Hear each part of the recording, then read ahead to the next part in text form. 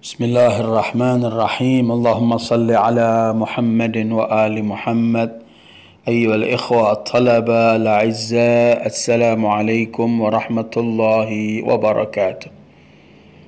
Kita akan teruskan kajian tafsir kita dalam surat An-Nazi'at dengan harapan semoga tetap kalian semangat mengkaji, semangat untuk menuntut ilmu apapun kondisi kita yang sedang kita alami ini.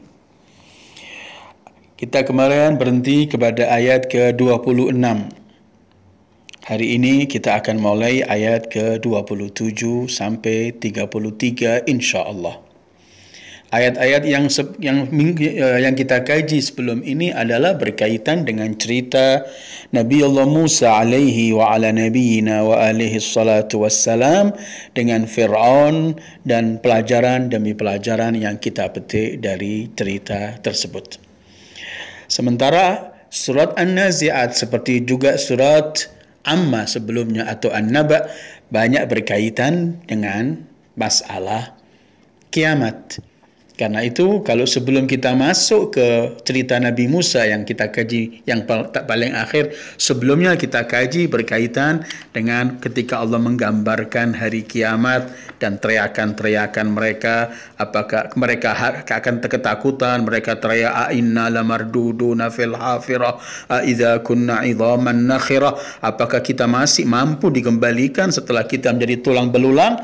Maka ayat yang kita akan kaji ini kembali menceritakan hari kiamat, membawa argumen dan dalilul qudrah seperti yang pernah kita kaji bahwa dalam Al-Quran ada dalilul qudrah dan dalil al-burhan atau al-hikmah. Dalilul hikmah dan dalil al-qudrah. Dalil qudrah artinya untuk yang mereka bayangkan apakah mungkin terjadi hari kiamat setelah kita menjadi tulang belulang dibangkitkan lagi, maka Allah menampakkan kekuatannya bahwa melihat kekuatan Allah yang tak terjangkau, semua itu mudah bagi Allah. Dan kemudian dalil hikmahnya, gak mungkin Allah menciptakan sesuatu, diberi undang-undang yang melakukan akan ini, yang tidak melakukan begini, kemudian mati, selesai. Karena itu selalu argumen untuk terwujudnya dan pasti akan terjadinya hari kiamat, pertama karena kekuatan Allah Al-Qadir, dan kedua karena Allah Al-Hakim yang bijaksana. Ayat yang akan kita baca adalah 27 sampai 33 insyaallah. Allah berfirman, A'udzu billahi minasyaitonir rajim. A antum ashaddu khalqan amis samaa'u banaha rafa'a samkaha fasawwaha wa aghtasha laylaha wa akhraja duhaha wal arda ba'da dhalika dahaha akhraja minha ma'aha wa mar'aha wal jibala arsaha mata'an lakum wa li'an'amikum. A'antum asyaddu khalqan, apakah penciptaan kamu lebih hebat ataukah langit yang telah dibangunnya?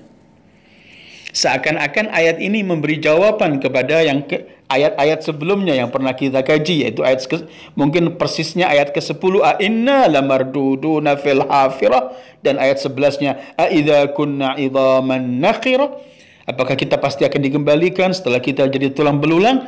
Allah ingin menjawab, a antum asyaddu khalqan amis sama'u banaha.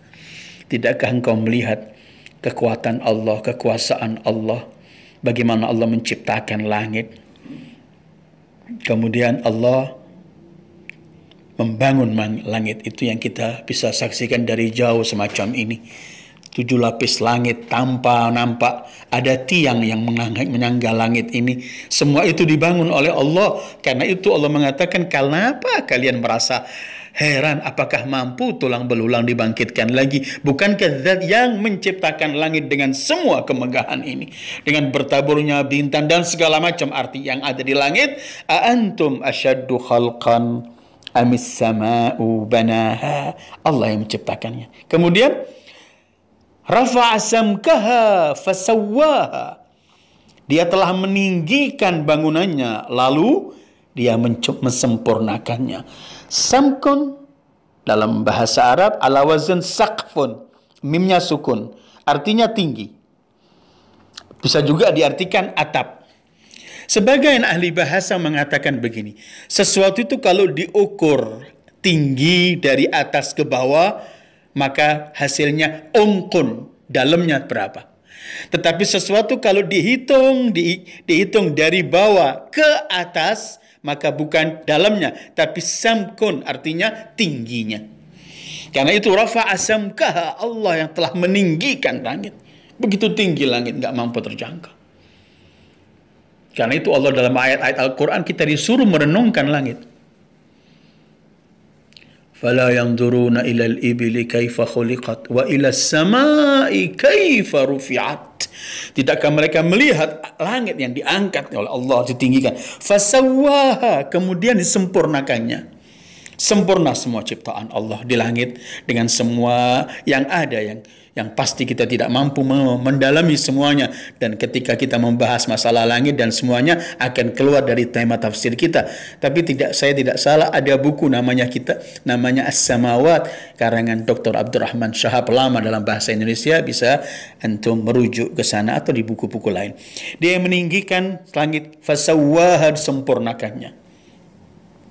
Khalaqa fasawwa, dalam semua ayat. Ketika Allah menciptakan, pasti disempurnakan ciptaan Allah.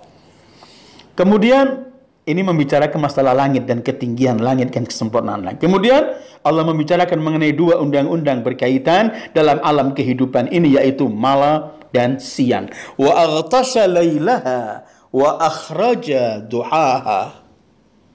Dan dia menjadikan malamnya gelap gulita dan menjadikan siang terang benderang.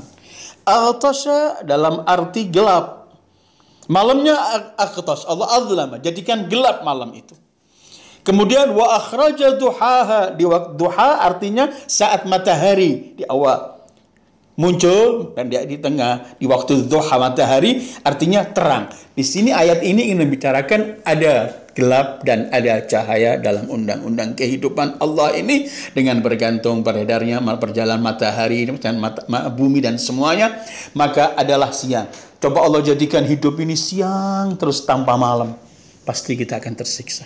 Kalau Allah jadikan malam terus tanpa siang, pasti kita pun tidak menikmati. Tetapi untuk Allah untuk memberikan kenyamanan kepada manusia, maka Allah berikan ada malam untuk kamu rileks, litaskunu ilaiha, kamu bisa tidur dan semuanya istirahat. Ada siang untuk kita beraktivitas dengan semua cahaya yang ada, yang Allah berikan dengan matahari. Wa aghtasha lailaha wa akhraja duhaha. Pertama berbicara mengenai langit, ketinggiannya dan bagaimana Allah sempurnakannya dalam bangunannya. Kemudian membicarakan mengenai bergantinya siang dan malam, ikhtilaful laili wan nahar, malamnya digelapkan aghtasha lailaha, siangnya diterangkan wa akhraja duhaha.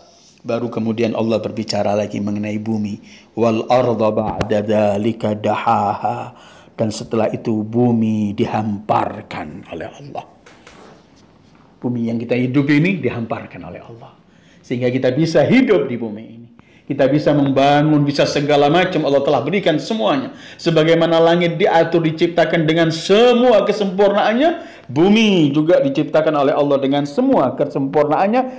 Wal arda ba'da dzalika dahaha. Dan setelah itu bumi dihamparkan.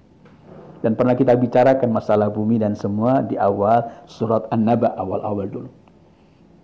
Dari bumi itu apa? Akhraja minha ma'aha wa mar'aha. Darinya dipancarkan mata air, ditumbuhkan tumbuh-tumbuhannya. Minha ma'aha, air. Mar'aha, tumbuh-tumbuhan. Dari bumi ini segala sesuatu ada. Ketika Allah mempersiapkan kita agar kita hidup di bumi, Allah persiapkan juga semua fasilitas yang ada di bumi yang akan membackup atau yang akan menjadikan kita mampu hidup di bumi ini. Wal arda ba'da dzalika dahaha. Akhraja minha ma'aha wa mar'aha. Bicara langit, bicara malam dan siang, bicara bumi dan apa yang dihasilkan dan dikeluarkan oleh bumi, semua ini menunjukkan kekuasaan Allah, kudratullah. Sehingga jangan pernah kalian bertanya apakah mampu tulang belulang dibangkitkan. Lihat kemampuan Allah dalam menciptakan langit dengan kesempurnaannya, menciptakan bumi, kemudian memberi malam dan siang.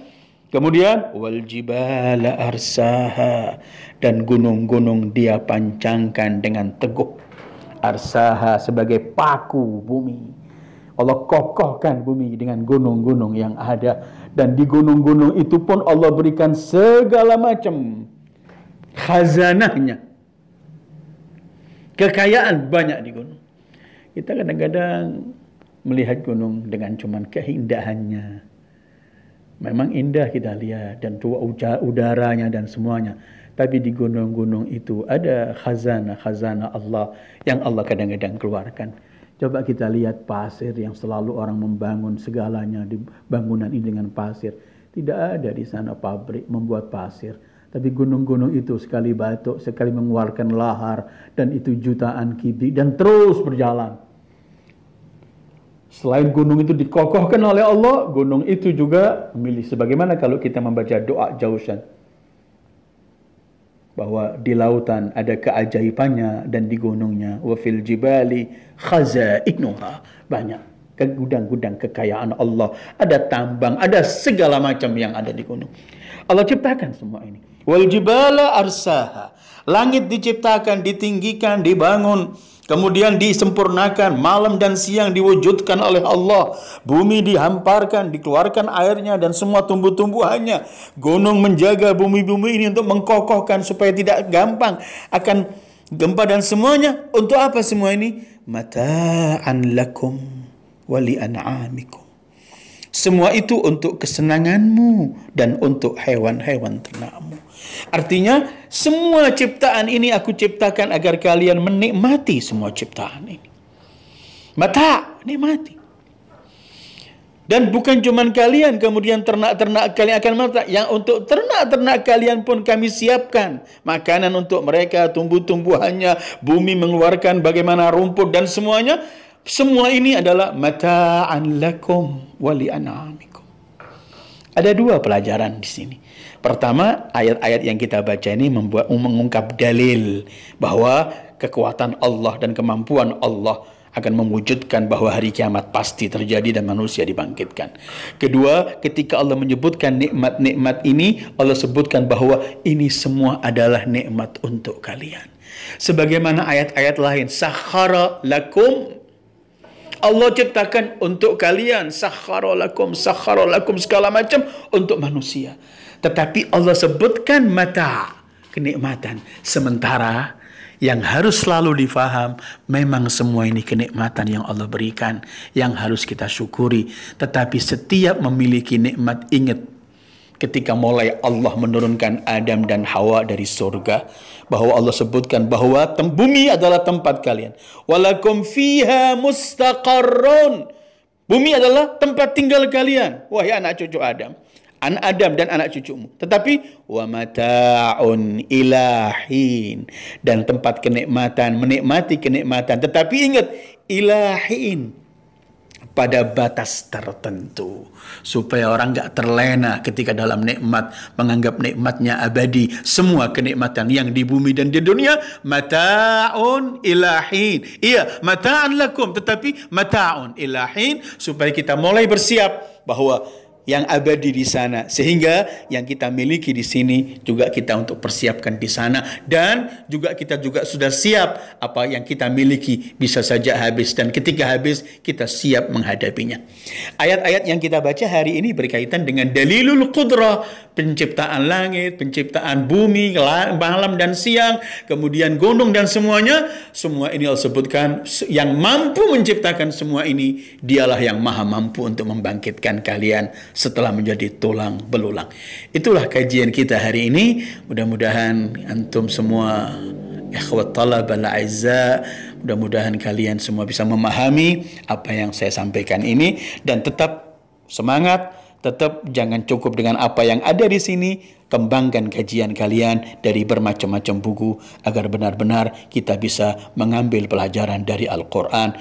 Semoga-mudahan kalian sukses selamanya insyaallah. Wassallallahu ala Muhammad wa ali Muhammad. Wassalamualaikum warahmatullahi wabarakatuh.